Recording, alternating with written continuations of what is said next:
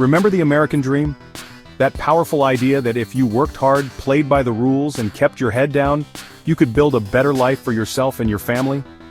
It was more than just a slogan, it was a promise, woven into the fabric of our country, passed down from generation to generation. For decades, it inspired millions to believe that no matter where you started, you could reach for something better. Work hard, buy a house, build a good life. That was the blueprint. It meant saving up for a down payment, maybe getting a little help from your parents, and eventually moving into a place you could call your own. It meant steady jobs, affordable groceries, and the hope that your kids would have it even better than you did. For so many, it was the ultimate goal, a symbol of stability, security, and success. But now, that dream is slipping away. It's getting crushed for millions of us, no matter how hard we try. People are working longer hours, juggling multiple jobs, and still falling behind. The cost of living keeps climbing, while paychecks barely budge. For many, the dream of homeownership is just that, a dream, out of reach and fading fast. The middle class, which is supposed to be the backbone of our nation, is shrinking. And honestly, it's not just an American problem, it's happening all over the world. Cities that once thrived are now marked by boarded-up shops and growing inequality.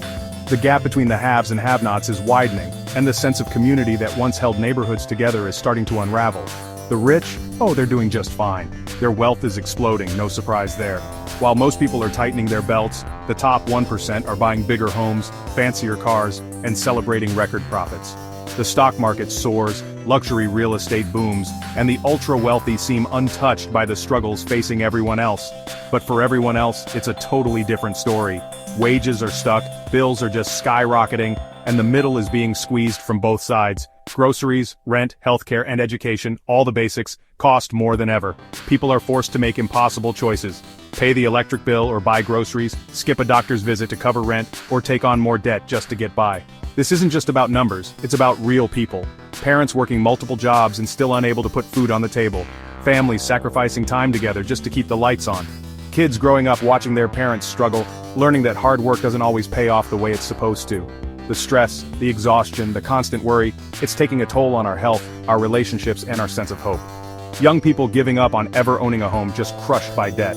Student loans, credit cards, and sky-high rents make it nearly impossible to save for the future. Many are forced to move back in with their parents, delay starting families, or put their dreams on hold indefinitely. The next generation is being told to lower their expectations, to settle for less, and to accept that the dream may never be theirs. The system is broken, it's rigged against the middle class, and honestly, it's time we get angry. Because this isn't just about economics, it's about fairness, dignity, and the future we want for ourselves and our children. If we don't demand change, the dream will slip even further away.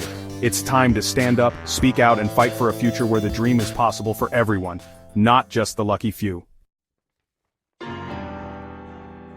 Let's talk about the cost of living for a minute. Rent? Through the roof? Housing? Yeah, forget about it. Groceries? Don't even get me started. It's like everything is coated in gold except our paychecks. Wages? Stagnant? Flatlining? Like that friend who keeps saying they'll start chipping in for the group dinner bill next time. Meanwhile, the cost of everything just keeps climbing. It's a recipe for disaster. Many families are drowning in debt just to keep their heads above water. Credit card bills are piling up, savings are dwindling, and the middle class is stuck on a financial treadmill with the speed cranked up. Something has to give. Remember the days of steady jobs and decent pensions? Yeah, those days are fading fast. Companies are replacing workers with robots and AI faster than you can say automation anxiety. Layoffs are everywhere. Job security is honestly just a distant memory now. People are working longer hours for less pay just to make ends meet. It's a race to the bottom, and the middle class is losing. Even those who manage to hold on to their jobs are facing an uphill battle. The cost of healthcare is just outrageous. Education costs are skyrocketing. Retirement, good luck with that. The middle class is being squeezed from all sides. So, who's to blame for this mess? Well, it's complicated. The world we live in today is shaped by a tangled web of decisions, policies, and innovations that have been building up for decades. It's not just one person, one company, or even one government. The forces at play are vast, interconnected, and sometimes invisible to the naked eye. But if we want to understand how we got here, and maybe even how to get out, we need to start pulling at the threads and seeing where they lead. But let's point fingers where they belong. It's easy to blame your neighbor, your boss, or even yourself, but the truth is, the roots of this crisis go much deeper. We're talking about systems and structures that have been designed, sometimes intentionally, sometimes by accident, to benefit a select few while leaving the rest to fend for themselves. Governments around the world have enacted policies that benefit the wealthy at the expense of everyone else. From tax loopholes to subsidies for big corporations, the rules are often written by those with the most power and influence. Politicians promise change, but too often, they end up protecting the interests of the elite, leaving ordinary people to deal with the fallout. Tax cuts for the rich? Check. These aren't just numbers on a page, they're decisions that shape who gets ahead and who gets left behind. When the wealthiest pay less, the rest of us are left to pick up the slack. Whether it's through higher taxes, fewer public services, or crumbling infrastructure. Deregulation that leads to financial crises? Check. When the rules are loosened, it's often the big players who win big, and the rest of us who pay the price when things go wrong. Remember the last financial meltdown? Millions lost their jobs and homes, while the architects of the crisis walked away with golden parachutes. It's enough to make you want to scream. The frustration is real, and it's felt in kitchens and living rooms across the country. People are working harder than ever, but it feels like the deck is stacked against them. Then there's the rise of automation and technology. Machines and algorithms are transforming the workplace at a dizzying pace. Jobs that once provided stability and a sense of purpose are disappearing, replaced by robots and software that never sleep, never take a break, and never ask for a raise. Don't get me wrong, progress is great. Technology has brought us incredible advances, from life-saving medicine to instant communication across the globe. It's made our lives easier in countless ways and opened up opportunities our grandparents could only dream of. But when robots are taking our jobs, and entire industries are being upended overnight, it's hard not to feel anxious about what comes next. The promise of a better future can feel hollow when your present is filled with uncertainty. And AI is writing our essays, hopefully better than this one, while also threatening to replace creative and knowledge-based work. The line between human and machine is blurring, and it's raising tough questions about what work will look like in the years ahead. It's time to ask some serious questions about the future of work. What happens when there simply aren't enough good jobs to go around? How do we ensure that everyone has a chance to thrive, not just survive, in this new economy? And let's not forget about good old-fashioned corporate greed. While workers struggle to make ends meet, the people at the top are raking in record profits. Executive bonuses soar, even as wages stagnate and benefits are slashed. Companies are making record profits, celebrating their success on Wall Street while Main Street is left behind. The gap between the haves and have-nots keeps growing, and it's no accident. It's the result of choices made in boardrooms and backrooms, far from public view. While squeezing their workers dry, they're also shipping jobs overseas to cut costs, leaving communities devastated and families scrambling to find new opportunities. The search for ever cheaper labor has become a race to the bottom, with workers everywhere paying the price. And dodging taxes like it's an Olympic sport. With armies of accountants and lawyers, big corporations find ways to avoid paying their fair share, shifting the burden onto everyone else. It's a system that rewards those who play the game best, not those who work the hardest. It's enough to make you want to start a revolution.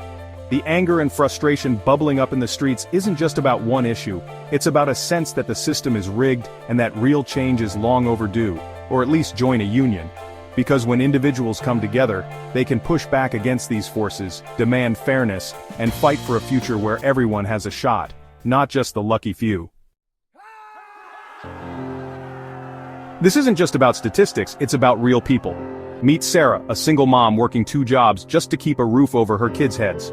Or how about John, who lost his factory job to a robot and is now struggling to make ends meet as a delivery driver. I used to be able to afford a decent life, John says. Now I'm just trying to survive. These stories are playing out in every city, every town, every corner of the world.